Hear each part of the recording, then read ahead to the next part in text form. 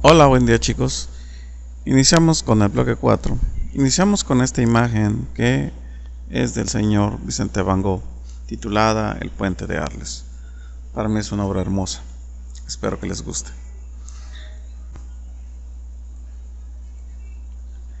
El bloque 4, expresión experimental del pensamiento matemático, vamos a hablar ahora el tema hidrodinámica. Nuestro contenido específico consiste en el siguiente: hidrodinámica, fluido ideal, gasto, flujo de masa, ecuación de la continuidad, ecuación de Bernoulli y aplicaciones de la ecuación de Bernoulli.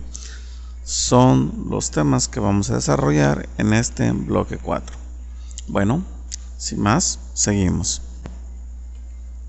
Hidrodinámica.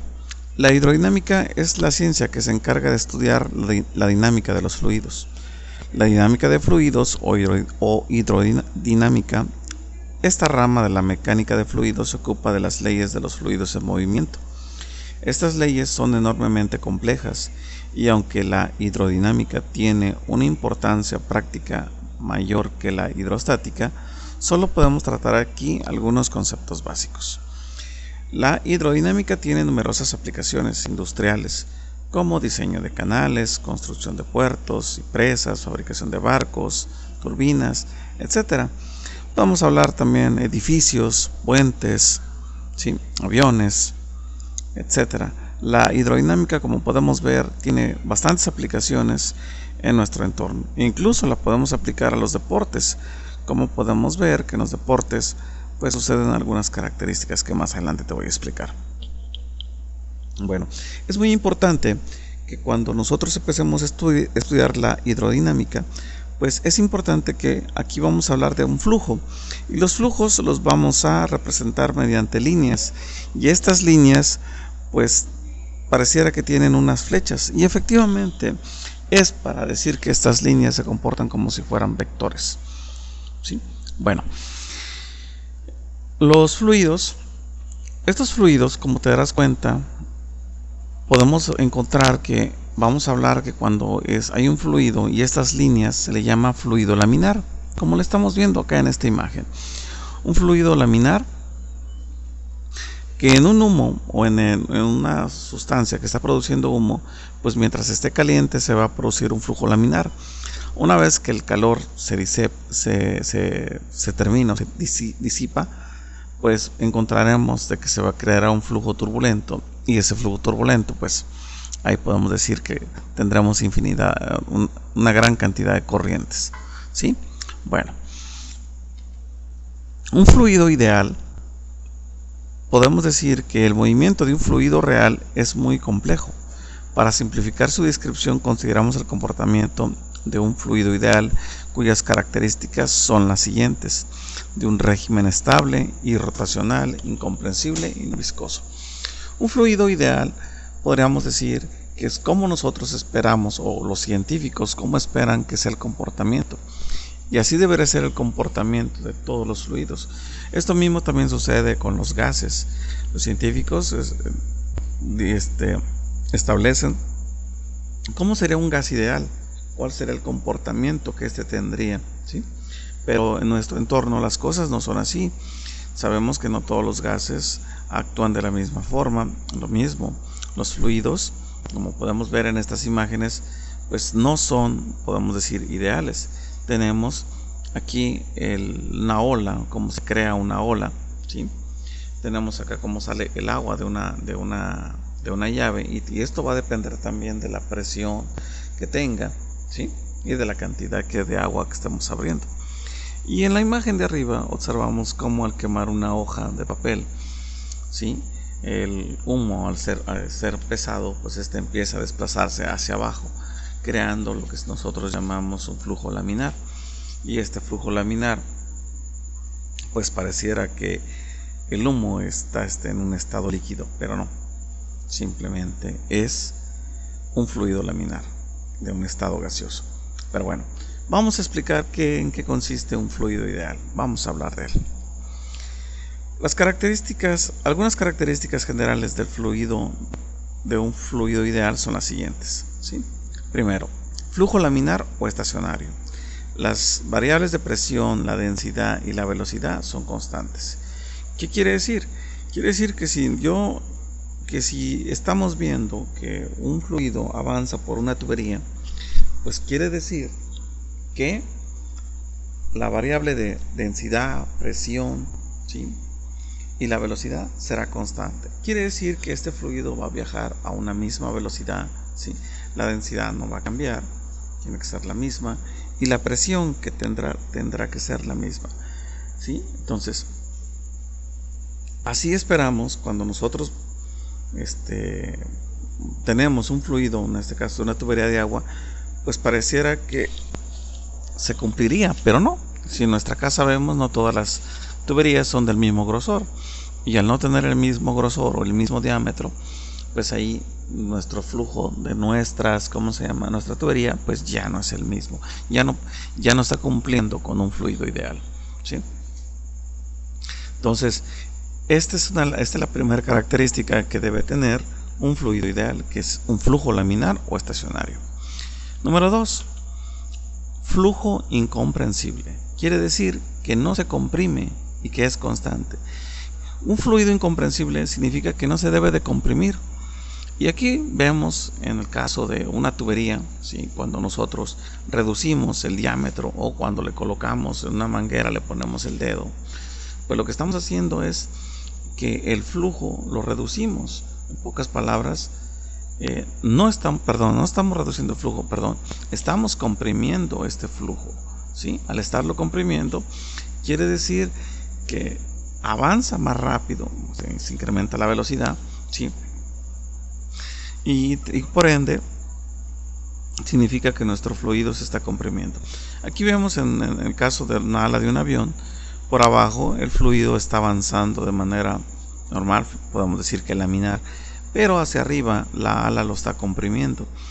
Más adelante esta característica nos permitirá entender por qué a final de cuentas un avión vuela. Más adelante lo vamos a entender. Y por último, acá abajo tenemos un tubo de Venturi. Un tubo de Venturi no es más como si fuera una especie de embudo donde un fluido pasa por un lugar muy estrecho. Entonces, al estar muy estrecho, pues a final de cuentas estamos haciendo lo que decimos, estamos comprimiendo. Entonces, aquí un fluido ideal pues no debe comprimirse. Es como así debe ser la característica, no debe comprimirse. Sin embargo, en nuestro entorno, en nuestra realidad, pues es otra, ¿sí? Bueno, pasamos a la siguiente característica de un fluido ideal. Número 3, flujo no viscoso. Quiere decir que no debe haber fricción entre las moléculas del fluido. De no haber fricción entre las moléculas de un fluido, significa que los flujos serían, podemos decir que laminares, ¿sí? Un fluido sería laminar, no habría fricción. Recordemos que en un fluido, pues las moléculas viajan, ¿sí?, viajan por una tubería, pero podemos ver que esas moléculas también internamente tienen choques, y esos choques pues están generando fricción. Entonces, al estar generando fricción, ya no están cumpliendo con esta tercera característica del fluido ideal, de no ser viscoso, o sea, que no debe haber fricción, ¿sí? Aquí tenemos en esta imagen, pues cómo está cayendo las moléculas de gas de dióxido de carbono. Entonces, se pareciera que se comportan, que no tienen que no hay viscosidad, pero sí la hay efectivamente, ¿sí? Hay una pequeña fricción porque no caen al mismo tiempo, o podemos decir que la velocidad sería la misma para todos. Viaja un poco lento, significa que hay fricción. Y por último, la cuarta característica, que es flujo irrotacional, que nos dice que el objeto no rota en un fluido. Significa que los objetos que estén dentro de un flujo no deben de rotar, ¿sí? No deben de rotar. Imaginemos la Tierra, ¿no?, que está girando alrededor del Sol, pues no cumpliría, ¿no? Pero recordemos que la Tierra no está girando alrededor de un fluido, está girando alrededor de lo que los científicos llaman de un vacío, no hay nada, ¿sí? Entonces, podríamos decir que la Tierra, para dar un ejemplo, en ese sentido, la Tierra está girando, ¿sí? O sea, está rotando. Entonces, si un fluido está, vamos a decir, avanzando, quiere decir que adentro sus partículas no deben de rotar, ¿sí? No deben de rotar. Y si estas rotan, podemos encontrar que estas mismas, podemos decir, ¿qué harían con esto? Harían fricción si estas rotaran, porque chocarían unas con otras. Entonces, un flujo rotacional no deben de rotar para, a final de cuentas, no haya lo que se llama una fricción. ¿Sí? Entonces, estas son las 4 características que debe cumplir un fluido ideal. Te la repito otra vez. La primera, flujo laminar o estacionario. Número 2, flujo incomprensible. Número 3, flujo no viscoso. Y por último, flujo irrotacional. ¿Sí?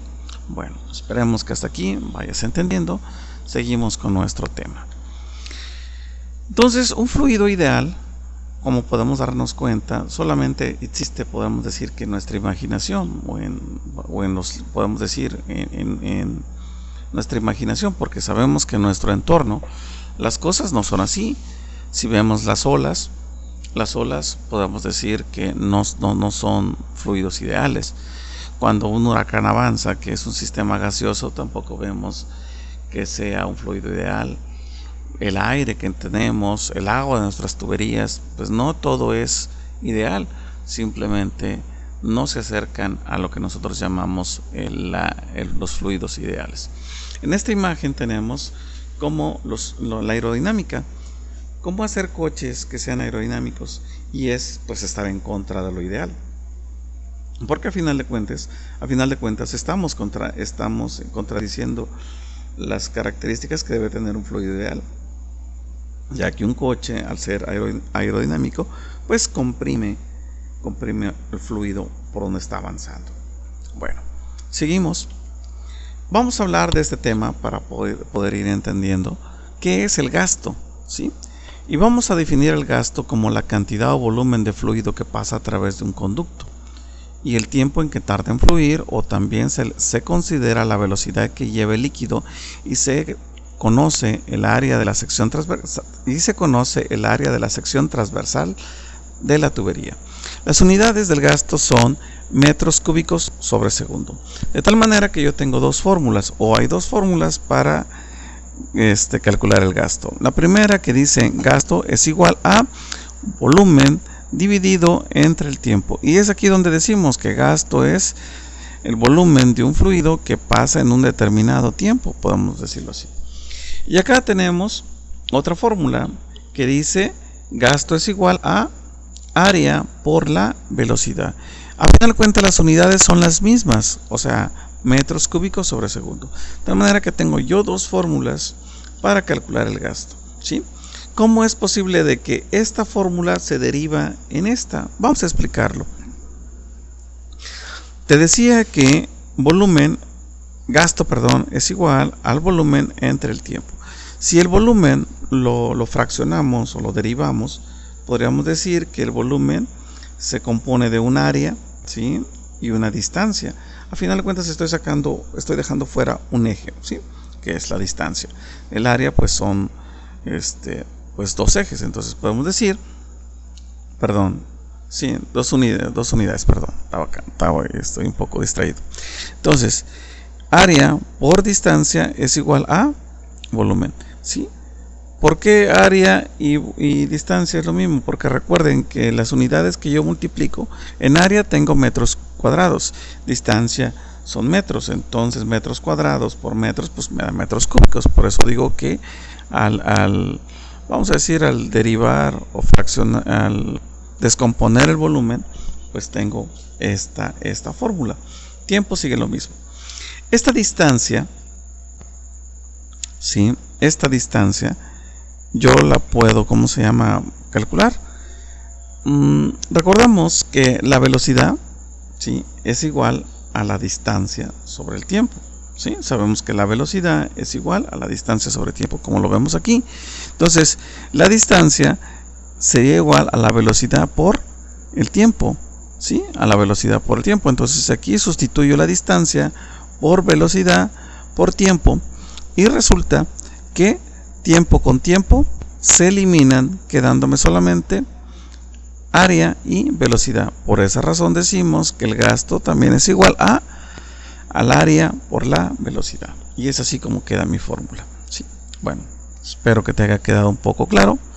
Seguimos. Flujo de masa. El flujo de masa no es más que el gasto másico o flujo másico o caudal másico. En física o ingeniería es la cantidad de masa de un líquido que pasa por un conducto en una unidad de tiempo. En el sistema internacional se mide como unidades de kilogramos sobre segundo. O dicho de otra forma, es la cantidad de materia que pasa en un determinado tiempo. ¿Sí? También tenemos dos fórmulas. Para ello decimos la primera, ¿sí? Flujo de masa, ¿sí? Es igual a la masa dividida entre el tiempo. O sea, la cantidad de materia, o la cantidad de materia que pasa en un determinado tiempo. O también tenemos que el flujo de masa es igual a la densidad por el gasto. ¿Cómo llegamos a que esto es igual a la densidad por el gasto? Bueno, observa. Densidad es igual a la masa entre volumen. Si yo despejo la masa, obtengo que masa es igual a la densidad por volumen, ¿sí? Bueno, esto lo sustituyo en mi fórmula, ¿sí? Donde decimos que flujo de masa, ¿sí? Es igual a la masa por el tiempo. Entonces sustituimos, ¿sí? Lo que llamamos densidad y volumen, ¿sí? Quedaría así mi fórmula, ¿sí? ¿Y qué tenemos? Si sabemos que la densidad es igual a la masa entre volumen, simplemente, ¿sí?